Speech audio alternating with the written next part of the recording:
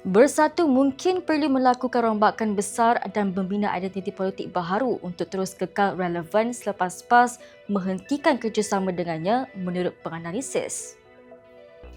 Awang Azman Pawi dari Universiti Malaya menyifatkan perpecahan itu mendedahkan kelemahan utama Bersatu iaitu ketiadaan identiti politik yang jelas serta terlalu bergantung kepada pengaruh individu tertentu.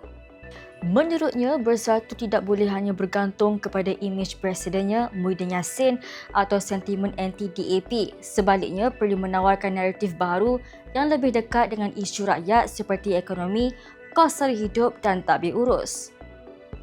Beliau berkata kehilangan PAS turut menyebabkan Bersatu kehilangan sebahagian besar jentera pilihan raya, rangkaian akar umbi dan pengaruh yang sebelum ini menjadi kekuatan utama Perikatan Nasional atau PN.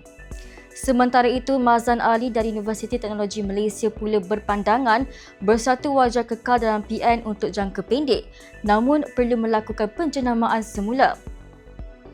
Beliau juga tidak menolak kemungkinan kerjasama dengan PH pada masa depan memandangkan politik Malaysia sering menyaksikan penjajaran baharu yang tidak dijangka. Fatin Sadiatunisa, FMT.